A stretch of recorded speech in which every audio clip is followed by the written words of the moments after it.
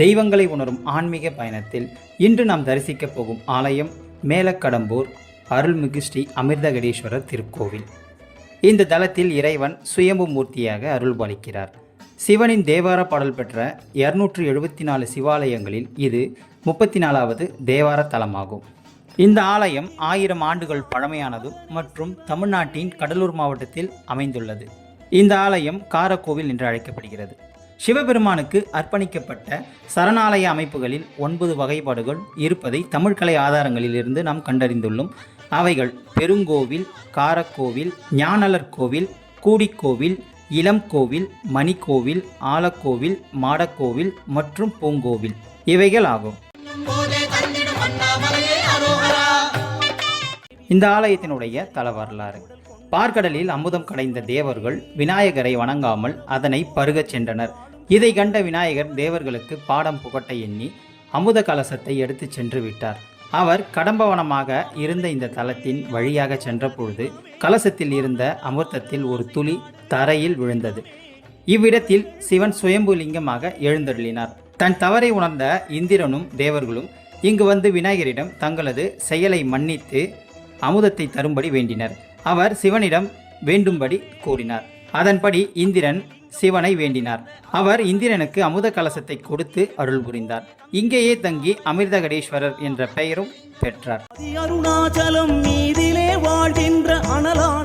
தேவர்களின் தாயான அதிதி தன் மக்களுக்கு அமிர்தம் கொடுத்து அருள் செய்ய அமிர்தகடேஸ்வரரை தொடர்ந்து வணங்கி வந்தார். அவர் இதற்காக தினசரி தேவலோகத்திலிருந்து இங்கு வருவதை இந்திரன் விரும்பவில்லை. எனவே இங்குள்ள சிவனை கோயிலோடு இந்திரலோகத்திற்கு எடுத்துச் செல்ல எண்ணி கோயிலை தேர் வடிவில் மாற்றினான். கோயிலை இழுத்துச் செல்ல முயன்றான். அப்பொழுது விநாயகர் தேர் சக்கரத்தை தன் காலால் மிதித்து கொண்டார். இந்திரன் எவ்வளவோ முயன்றும் ஒரு அடி கூட நகர்த்த முடியவில்லை. விநாயகரின் செயலை அறிந்த அவன் அவரிடம் தான் தேரை எடுத்துச் செல்ல வழிவிடும்படி வேண்டினார். விநாயகர் அவனிடம் கோடி லிங்கங்களை பிரதிஷ்டை செய்தால் தேரை கொண்டு செல்லலாம் என்றார். இந்திரன் ஆணவத்துடன் லிங்கம் செய்தான். ஆனால் எல்லா லிங்கங்களும் பின்னப்பட்டன. தவறை உணர்ந்த இந்திரன் அமிர்தகடேஸ்வரரை வணங்கினான். அவர் 1000 முறை தன் நாமம் சொல்லி ஒரு லிங்கத்தை செய்யும்படி கூறினார்.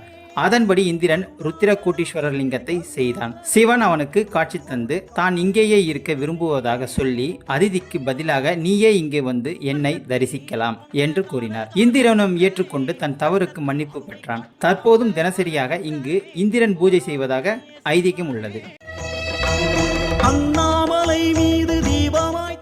மூலவர் அமிர்தகடேஸ்வரர், உற்சவர் சோமாஸ்கந்தர், தாயார் வித்யுஜோதி நாயகி, தலவிருட்சம் கடம்ப மரம், தீர்த்தம் சக்தி தீர்த்தம், ஊர் மேலக்கடம்பூர், மாவட்டம் கடலூர். இந்த தலத்தினுடைய பெருமைகள். நவகிரகங்கள் ஒவ்வொரு நாளும் தங்களுக்கான நாளில் இங்கு சிவனை வழிபடுவதாக ஐதீகம். இதன் அடிப்படையில் சிவன் ஒவ்வொரு நாளும் அந்தந்த கிரகங்களுக்கு உகந்த நிறங்களில் வஸ்திரம் அணிந்து தரிசனம் தருகிறார். எனவே இத்தலம் கிரகதோஷ பரிகார தலமாகவும் இருக்கிறது. அம்பாள் சன்னதிக்கு எதிரே நவகிரக சன்னதி இருக்கிறது.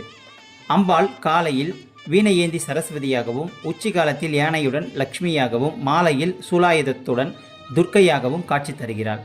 இதனால் இவளை வித்யஜோதி நாயகி, வித்யா என்றால் சரஸ்வதி, ஜோதி என்றால் லட்சுமி, நாயகி என்றால் துர்க்கை என்று அழைக்கிறார்கள். இவளுக்கு ஜோதி மின்னம்மை என்றும் பெயரும் உண்டு. திருமணம், புத்திரதோஷம் உள்ளவர்கள் அம்பாளுக்கு மஞ்சள் கிழங்கு வளையல் படைத்து வழிபடுகிறார்கள். திருநாவுக்கரசர் என் கடன் பணி செய்து கிடப்பதே என்று இத்தலத்தில்தான் பதிகம் பாடியுள்ளார். ரிஷப தாண்டவர் இத்தலத்தில் ரிஷப தாண்டவ மூர்த்தி நந்தி மீது நடனமாடிய கோலத்தில் 10 கைகளுடன் உற்சவராக இருக்கிறார். இவருக்கு பிரதோஷத்தின் போது சிறப்பு பூஜைகள் நடக்கிறது. அன்று ஒரு நாள் மட்டும் இவரை தரிசிக்க முடியும். இவருக்கு கீழ் பீடத்தில் பார்வதி, திருமால், பைரவர், வீரபத்திரர், விநாயகர், நாரதர், நந்திதேவர், பிருங்கி, மிருகண்ட மகரிஷி, கந்தர்வர் மற்றும் பூதகணங்கள் இருக்கின்றன.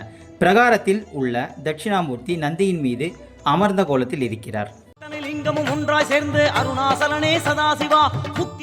இந்திரனினுடைய ஆணவத்தை போக்கிய விநாயகர் தனிச்சன்னதியில் இருக்கிறார். இவருக்கு ஆரவார விநாயகர் என்று கூறுகிறார்கள். அமிர்த கலசத்தை தூக்கிச் சென்றும் தேர் சக்கரத்தை மிதித்தும் ஆரவாரம் செய்ததால் இவருக்கு இந்த பெயர் வந்ததாம். இவர் தலையை இடதுபுறமாக சாய்த்தபடி கோப முகத்துடன் காட்சி தருகிறார். சூரனை அழிக்கச் செல்லும் முன் முருகர் இங்கு அம்பாளை வணங்கி வில் வாங்கி சென்றார். எனவே இங்குள்ள உற்சவர் முருகன் கையில் வில்லுடன் இருக்கிறார். செவ்வாய் கிரகம் தனக்கு அதிபதியான முருகனை இத்தலத்தில் வழிபட்டுள்ளார்.